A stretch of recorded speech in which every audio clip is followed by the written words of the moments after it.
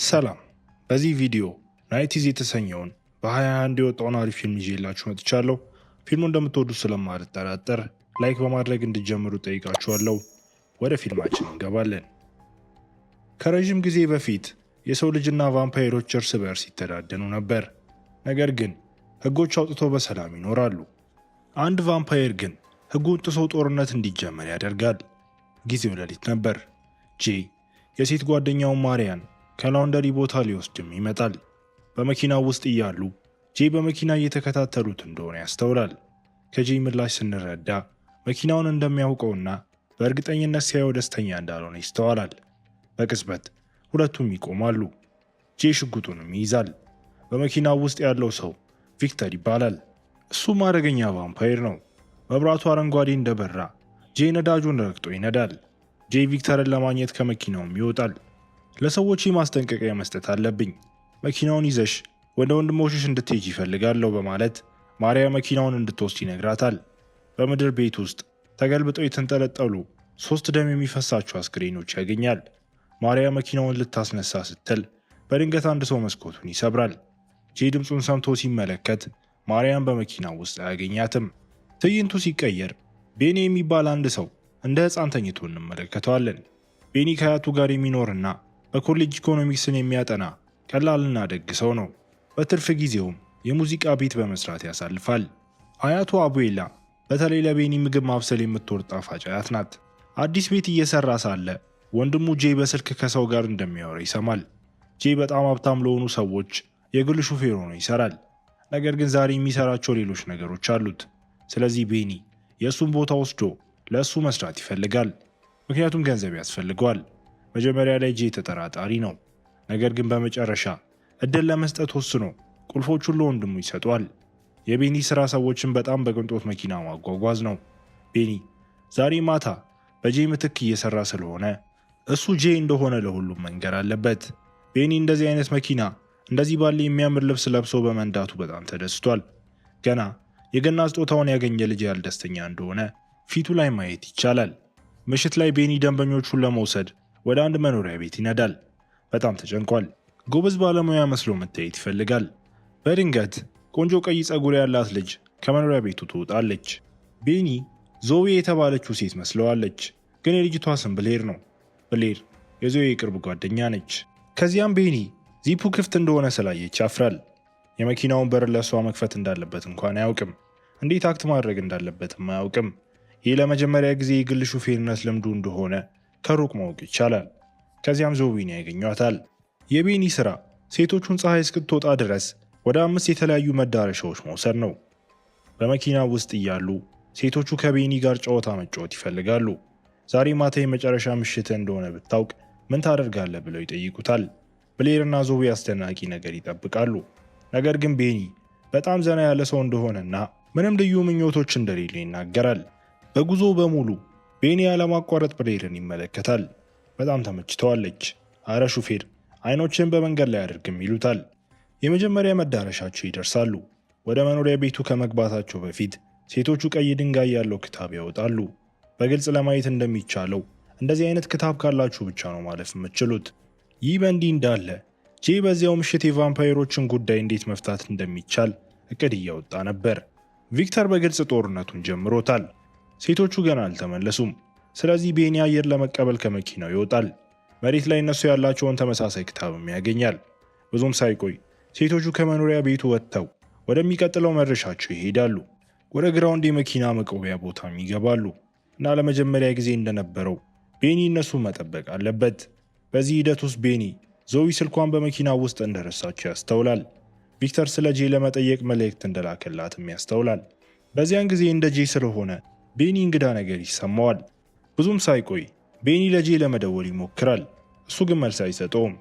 እኔ አንዳንድ እንግዳ ነገር እየተካሄደ ያለ ይመስለኛል እና ድል ባገኘ ጊዜ መልስ ስጠኝ ብሎ መልእክት ያስቀምጥለታል እና የዞዊ ቦርሳ ውስጥ ማየት ይጀምራል እና ቦርሳው መሃል ላይ የደም እድፍ ያለበት ብዙ ገንዘብ ያገኛል።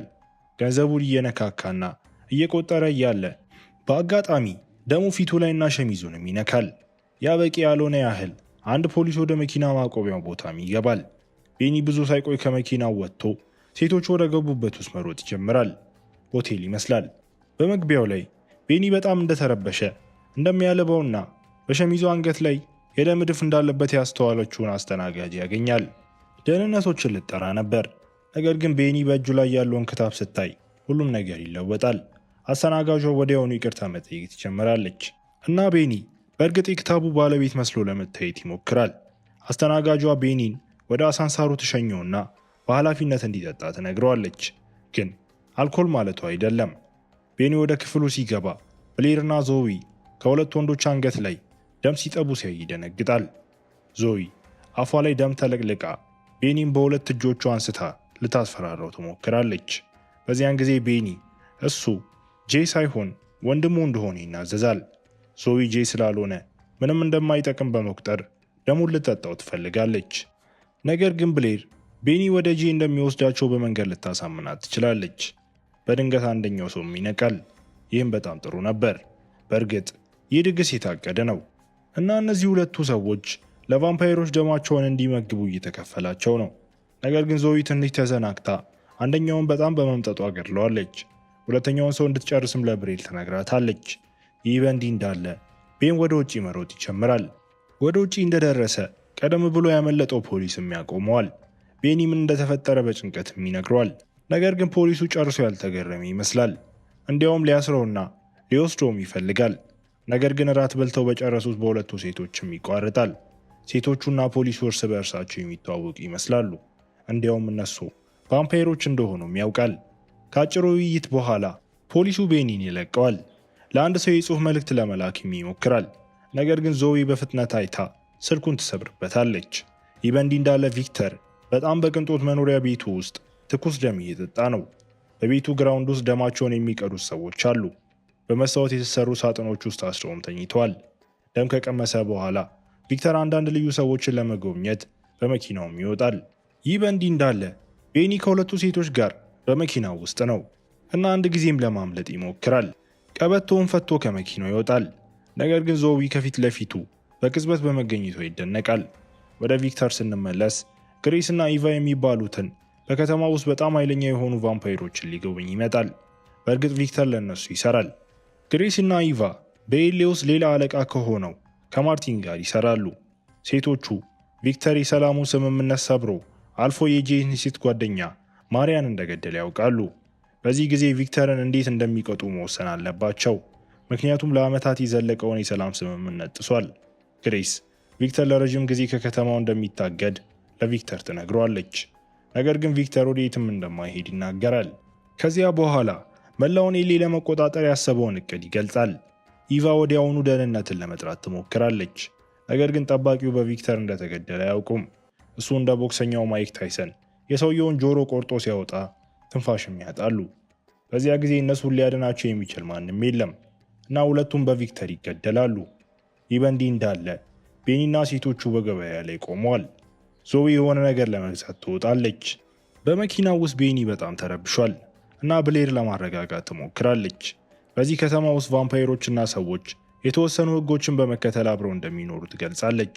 እንዲሁም ዞዊ የቪክተር የሴት ጓደኛ እንደሆነችም ትነግረዋለች እና ሁለቱ በልዩ ልዩ ንግዶችና ደም ክለቦች ውስጥ ገንዘብ ያስተዳድራሉ። ለስልጣን ጥማት ያለው ቪክተር ይህም ምሽት ለረዥም ጊዜ እያቀደ ነበር። የከተማዋን 5 መሪዎች በሙሉ ገድሎ ፍጹም ስልጣን ለመያዝ ይፈልጋል።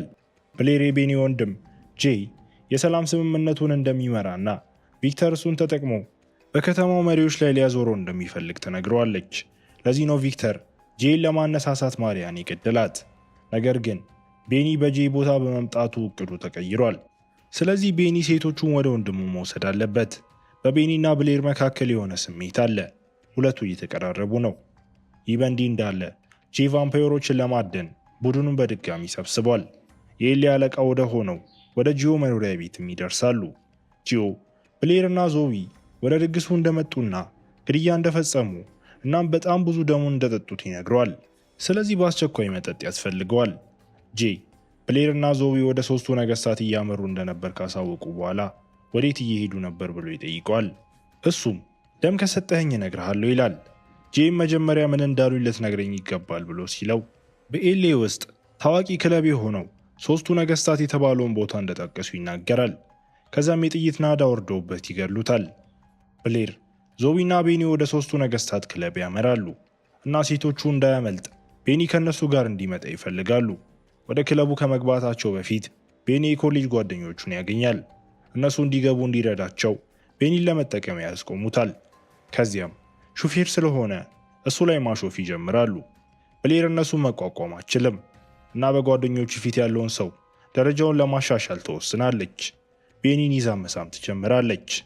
እባካችሁ እነዚህን ሕፃናት ወደ ኋላ ላኳቸው ብላ በጋርዶቹ ከሰልፉ ወደ ኋላ እንዲመለሱ ታደርጋለች። ይህ በእንዲህ እንዳለ ጄ እና ቡድኑ ቀድሞውኑ ወደ ክለቡ ደርሰዋል እና ጂዮ የጠቀሳቸውን ሁለቱን ሴቶችም ይፈልጋሉ። በክለቡ ውስጥ ብሌር እና ዞዊ የቫምፓየር አዳኝ የሆነውን ካሌብን ያገኛሉ። እንደምን አመሻችሁ መቤቶቼ ብሎ ይቀበላቸዋል። እነሱም ማነህ? ቢግሉ ሴት አለ ሲሉት ቢግሉ ከኛ ጋር የለም ይላቸዋል። ካሌብ ብቻውን አይደለም እና በሰከንዶች ውስጥ ሴቶቹ በብዙ ሰዎች ይከበባሉ። ሊገድሏቸው ሲሉ ቤኒ የሻምፓኝ ጠርሙሱን በካሌብ ራስ ላይ ይጥላል እና ሁሉም ትኩረታቸው ይከፋፈላል። በዚያን ጊዜ ሴቶቹ ለቤኒ ደፋር እንቅስቃሴ ምስጋና ይግባውና ነፃ መሆን ችለዋል። ከክለቡ ሊወጡ ሲሉ ጄ ቤኒን አይቶ ያውቀዋል።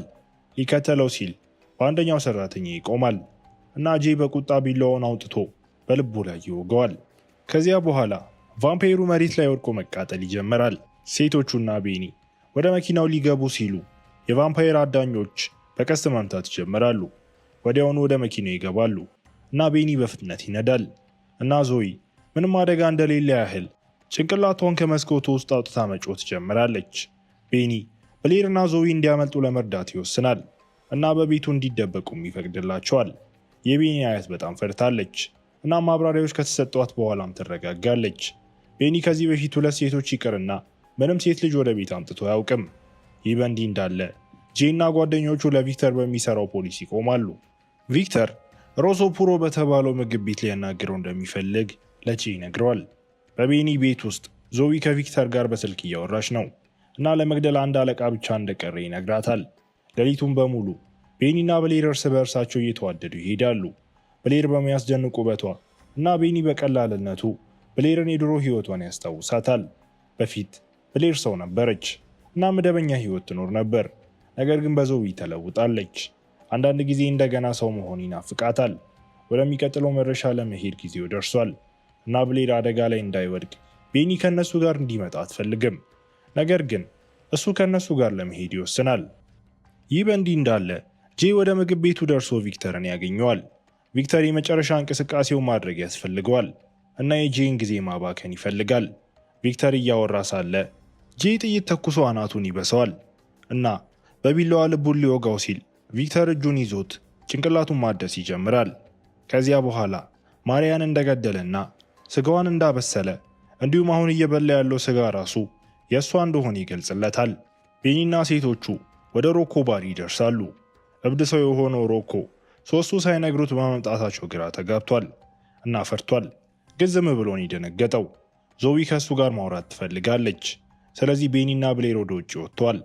ሮኮና ዞዊ ከጠጡ በኋላ ዞዊ ቢላዋን ታወጣለች። ይህ በእንዲህ እንዳለ ከውጭ ቤኒና ብሌር ስለ ያለፈ ታሪካቸው ማውራት ሲጀምሩ ጊዜያቸው አስደሳች ይሆናል። ከዚያ በኋላ በስሜት መሳሳም ይጀምራሉ። በአንጻሩ በባሩ ውስጥ ሮኮ ዞዊ እሱን ልትገለው እንደመጣች ይገነዘባል እና እሱን ለመምታት ስትሞክር ሮኮን ማቆም ችሏል። እነሱም ውስዋስ ላይ እያሉ ድብድቡን ይሰማሉ። ከዚያ በኋላ ብሌር እና ዞዊ ከሮኮ ጓደኞች ጋር መዋጋት ይጀምራሉ። ይህ በእንዲህ እንዳለ ቤኒ ወደ መኪናው ወጥቶ ከመኪናው ጋር አንዱን የቫምፓየር አዳኝ በመምታት ሴቶቹን ይረዳል። አሁን ሌሊቱ አብቅቷል። ብሌር እና ዞዊ ግባቸው ላይ ደርሷል። ነገር ግን ዞዊ ቆስላለች እና ደም ያስፈልጋታል። ቤኒ ሴቶቹን በዝርዝራቸው ላይ ባለው የመጨረሻ ቦታ ላይ ጥሎ ቤቱ የቪክተር እንደሆነ ይገነዘባል። ብሌር እንዲሄድ ትገፋፈዋለች። ነገር ግን ቤኒ በቤቱ ውስጥ ያለውን ወንድሙን ለመተው ፈቃደኛ አይሆንም። ቤኒ ቪክተር ለመመገብ የያዛቸውን ብዙ የሰው እስረኞች ወንድሙን ጄን ጨምሮ ደማቸው ወደ ከረጢት እየተቀዳም ይመለከታል እና ቤኒ እሱን ለማስለቀቅ ሲሞክር በቪክተርም ይያዛል። ቪክተር እና ዞዊ ከዚያ ሊገሉት ያስፈራራሉ። ብሌር ምን እያደረግሽ ነው? ዛሬ ማታ እኮ አድኖናል ትላታለች። ዞዊ ለቤኒ ስሜት እንዳላትም ትገነዘባለች። ቪክተር ለዞዊ ቢላህ ይሰጣታል እና እሷን በቁጣ ብሌርን በሆዷ ውስጥ ትመታታለች። ቤኒ ወንድሙ መኪና በርቀት ያንቀሳቅሳል። መስኮቱን ሰብሮ የፀሐይ ብርሃን እንዲገባም ያደርጋል። በዚያም ዞዊ ትሞታለች። ቪክተር ከዚያ ጄን እንደ ማጥመጃ ተጠቅሞ ቤኒን ያጠቀዋል። በመሃልም ቤኒን ነክሶታል እና ጄ በፀሐይ ብርሃን ፊት ለፊትም አጋፍጦት ቪክተርን ይገድለዋል። ቤኒ ብዙም ሳይቆይ ቫምፓየር ይሆናል እና ጄ ከተማዋ ትርምስ ውስጥ ስትገባ ወንድሙ ከጎኑ እንደሚዋጋ እንደሚጠብቅ በመንገር እሱም እንደ ፕሮፌሽናል ቫምፓየር አዳኝ መሰልጠን ለመጀመር ከወሰነ በኋላ ሁለቱ ወንድማማቾች እዛ ጋ ይለያያሉ። በኋላ በዚያ ምሽት ቤኒ ደም ለመጠጣት ምሽት ላይ ብሌርንም ያገኛታል። ፊልሙም እዚህ ጋር ይጠናቀቃል። ይህንን ፊልም እንዴት አያችሁት? ሀሳብና አስተያየት ካላችሁ ኮመንት ላይ አስቀምጡልኝ። በሌላ ቪዲዮ እስክንገናኝ ድረስ መልካም ጊዜ